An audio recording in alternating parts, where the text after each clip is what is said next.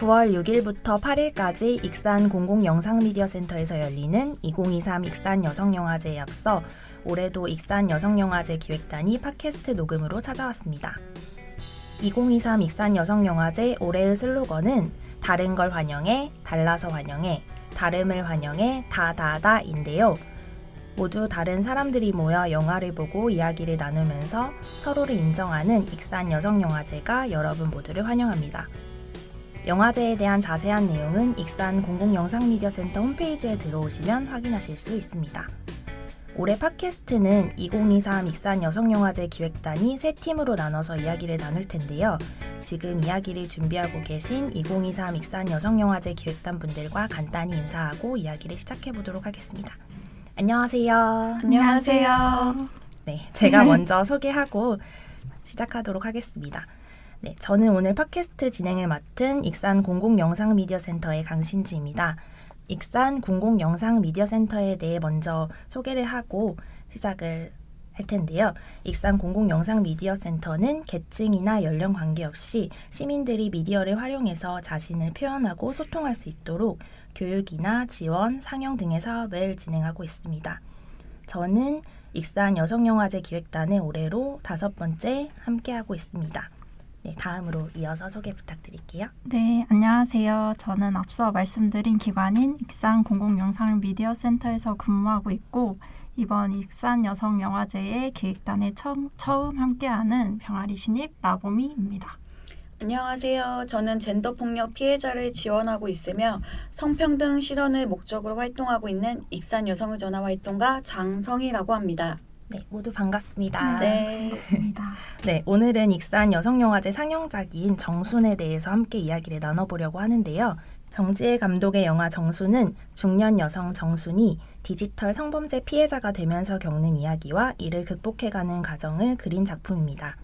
전주국제영화제 한국경쟁부문 대상, 로마국제영화제 심사위원 대상과 여우주연상, 부산 독립영화제에서 연기상을 수상한 작품이기도 합니다. 네, 저희 영화 모두 보고 오셨을 텐데 좀 장면별로 차례로 얘기하면 좋을 것 같아요. 장면마다 좀 이야기할 부분들이 많이 있었던 것 같아서 네, 처음으로 이제 정순이 일하는 식품 공장 있잖아요. 거기에서 관리자가 젊은 사람으로 나오죠.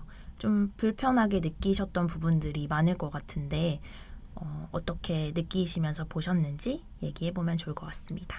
그 식품 공장은 뭔가 권력 구조? 그건 약간 이제 위치성을 보여주는 것 같았어요. 그 가해자도 그 관리자에게 뭔가 잘 보이고 싶은 마음도 있었을 거고, 그 또 이제 관리자가 가해자한테 좀 약간 남성성을 조금 희롱하듯이 삼촌은 그거 안 되지 않나 하면서 막 웃으면서 그런 식으로 해가지고도 가해자가 유포하게 된 이유도 그 중에 하나일 것 같아요. 그래서 여러 가지를 보여주는 그 공장신이 저는 좀 인상 깊었어요.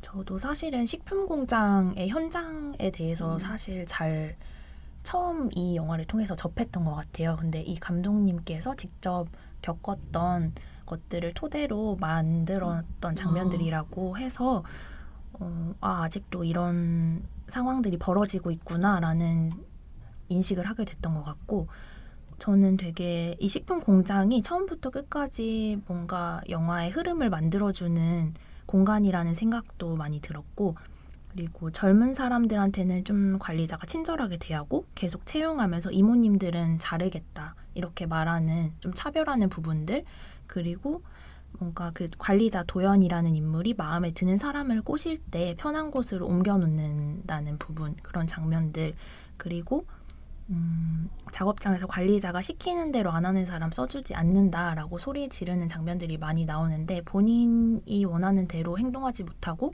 작업장에서 관리자가 시키는 대로만 해야 되는 상명하복의 그런 공간, 권력이 이루어지는 공간이라는 생각이 많이 들었던 것 같아요.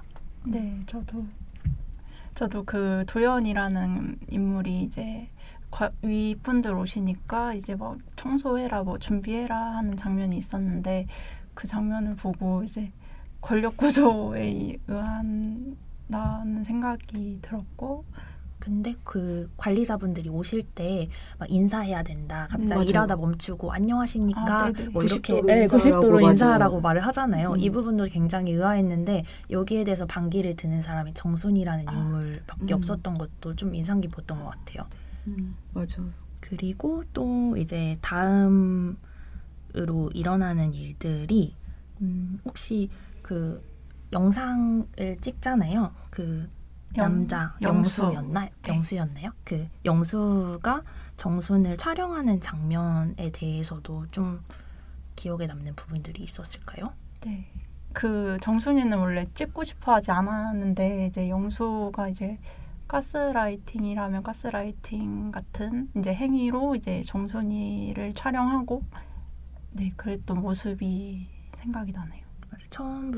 처음에는 사실 정순이라는 인물이 거부를 했잖아요. 민소매 맞아요. 티셔츠를 입고 뭔가 이불을 감싸면서 자신을 촬영하지 말라라고 했었는데 다음에 좀 정순과 영수라는 인물이 친밀해지면서 속옷을 입고 노래하는 영상을 찍게 했는데 그거를 사실은 누군가에게 유포를 할 거라는 생각을 하지 못하고 촬영하게 한 거라고 생각이 들거든요. 저는 그 모습을 보면서 정순이 어떻게 보면 제일 자유로울 수 있는 모습?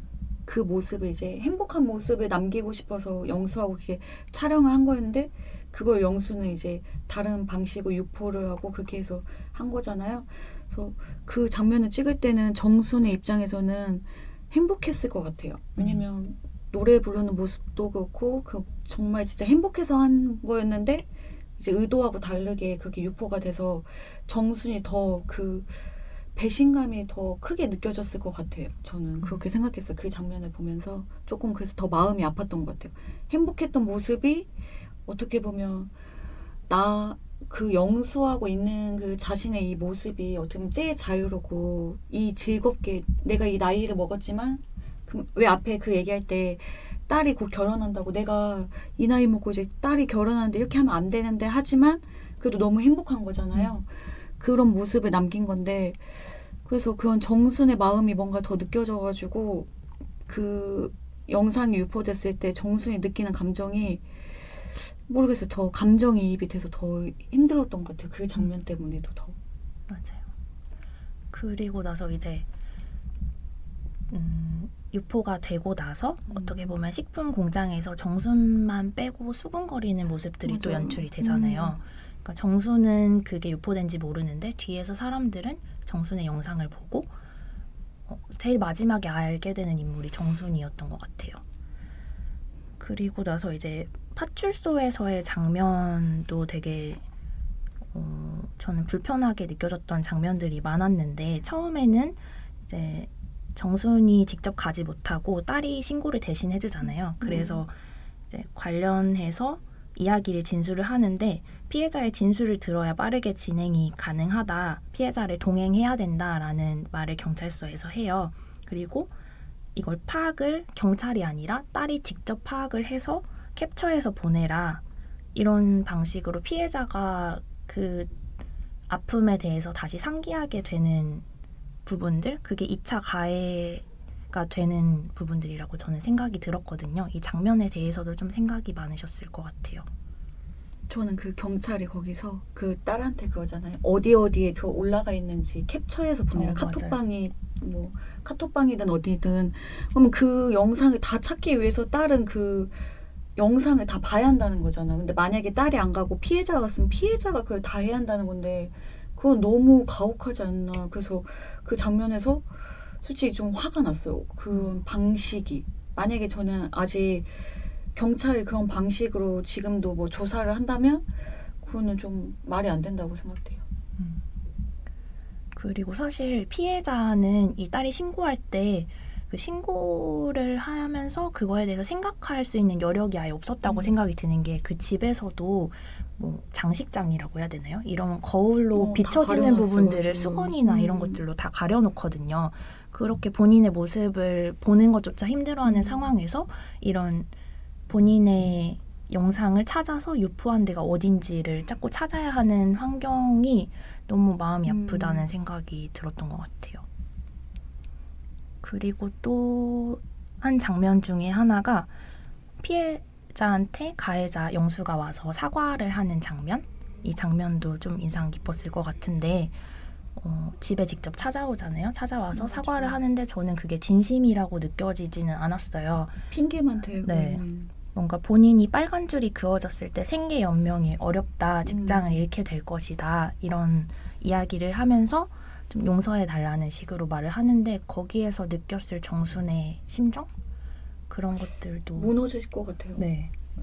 나는 그 사람을 사랑해서 그런 영상을 찍은 거고, 하지만 그 영상이 유포됐는데 그 가해자가 와서 한다는 소리가 내가 빨간 줄이 되면 일을 할 수 없다. 그랬을 때 뭔가 이 사람은 자기에 대한 잘못을 모르고 있고 나에게 얼마나 많은 그 배신감을 줬다는 거를 모른다는 사실에 더 무너졌을 것 같아요. 그래서 그 정수이 딱 그 얘기 듣자마자 문을 닫잖아요. 그냥. 맞아요. 그래서 그 마음이 어떤 마음인지 너무 좀 힘들 것 같다. 아니 힘든 것보다 엄청난 그 배신감? 그런 감정이 느껴질 것 같아요. 맞아요. 분노가 맞아, 진짜. 그리고 저는 그 영수가 그 영상을 유포한 이유가 자신의 그 남성성을 증명하기 위해서 뭔가 이제 보여주기 위해서 그 영상을 유포한 것 같아가지고 저는 더 화가 난 것 같아요. 네, 저도 그 장면을 보고서 이제 가해자가 이제 직접 집 앞으로 찾아와가지고 이제 대면했을 때 저였으면 엄청 무섭고 이제 감정이 너무 힘들었을 것 같았습니다. 그 어떻게 보면 아까 전에 그 영수가 관리자한테 그 장면을 유포한 거 그게 좀 남성성을 증명하는 부분이라고 언급을 하셨잖아요. 근데 여기에서도 유포한 사람을 파악했을 때 영수가 뭔가 자의로 보여줬다 이렇게 말을 하거든요. 가해자 진술을 했을 때. 그리고 유포 범위도 작아서 삭제가 빠르게 될 거고 그리고 가해자도 반성을 하고 있다. 그래서 사과문을 보여주면서 사건을 마무리하는 게 좋을 것 같다는 식으로 경찰에서 이야기를 오가요. 그러면서 나중에 딸은 모르는 상태로 어머니가 서해 왔다 가서 사건이 마무리되는 그렇게 좀 어떻게 보면 씁쓸하게 사건이 마무리되는 거잖아요. 근데 그 사건을 정리한다는 게 구체적으로 이제 앞으로 그러니까 과거를 털어내고 정순이가 이제 다시 새롭게 나아가려는 생각으로 그냥 마무리했던 게 아닐까라는 생각. 그게 맞나요? 느끼는 부분은 다 다를 것 같아요. 저는 되게 이 장면을 통해서 뭔가 되게 분하다는 생각을 하긴 했거든요. 네. 맞아. 왜 이렇게 마무리하지? 처벌 없이 하는 이게. 그리고 이제 좀 제가 느끼기로는 가장 주요한 장면이었던 것 같은데 주방에서 정순의 주방에서 요리를 하면서 좀 딸과 어떻게 보면 다툼 아닌 다툼을 하는 장면이 있잖아요. 정순이 내일인데 왜 네가 알아서 하냐라고 이야기를 하고 딸이 엄마 힘들잖아 이렇게 얘기를 하고 또 정순이 노란한 것도 나고 사진 찍은 것도 나고 사람들이 이야기하는 것도 난데 왜 네가 알아서 하냐 왜 나는 가만히 네가 바라는 대로 해야만 하는지 여기에 대한 의문을 던지면서 이야기를 하는 부분이 좀 이 영화의 주요한 장면이라고 볼 수도 있을 것 같아요. 아, 네. 저는 이 장면에서 젤로 먹먹했던 감정이 들었던 것 같아요. 그 어머니, 그러니까 정순이가 이제 혼자 이제 막 힘들어했던 부분, 그러니까 딸이 정순이의 아픔을 나누려는 모습, 그리고 정순이가 딸에게 아픔을 주지 않으려는 모습을 보면서 이제 저 같은 경우에도 이런 경험이 있지 않았을까, 그리고 그런 경험을 느꼈던 거가 생각이 나서 별로 인상 깊었었던 장면이었던 것 같습니다.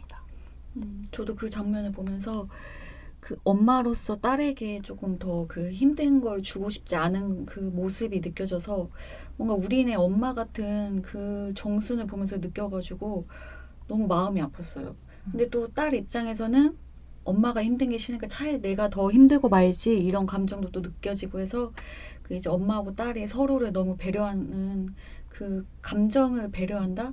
서로 안 힘들었으면 좋겠고 내가 더 힘들었으면 좋겠다 그런 감정이 느껴져서 그 씬에서 그 감정이 특히 제일 많이 느껴졌던 것 같아요. 저는 이 장면에서 이 대사를 한 이후에 정순의 태도가 많이 바뀌었다는 생각이 들었어요.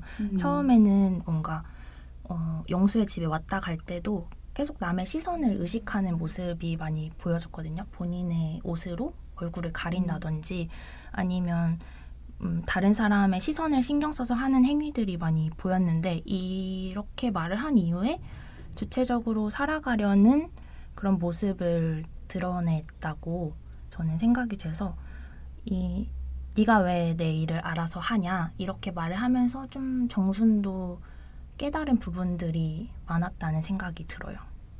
그 이후에 이제 좀 공장에 직접 찾아가서 정순이 일을 다시 하잖아요. 직접 부르지 않았는데도 거기에 찾아가서 일을 하면서 이제 숨지 않고 이야기를 하고 피해자가 숨지 않고 이렇게 행동을 하는 모습들이라고 그려졌거든요. 여기서부터 정순의 주체적인 모습이 그려졌다고 생각이 되는데 이 공장에서의 장면도 좀 인상 깊었던 부분이었는지 어떻게 느끼셨는지 궁금했어요. 그 공장을 가게 된 계기가 이제 운전면허를 따면서 이제 가해자들이 앞으로 지나갔을 때 처음에는 막 핸들에 고개를 숙이고 있다가 뒤늦게 따라가고 저는 그 장면에서 이걸 느꼈어요. 그 정순이 가해자들도 암묵적으로 가해자들도 나처럼 힘들겠지? 그 영수도 나처럼 조금 힘들겠지? 그렇게 생각했었을 것 같아요. 근데 그날 그렇게 얼굴을 숨기고 딱 봤을 때 걔네들이 아무렇지도 않게 웃으면서 넷이 지나가잖아요. 그 모습을 보면서 그 사람들은 저렇게 더 말짱하네? 나는 이렇게 힘든데?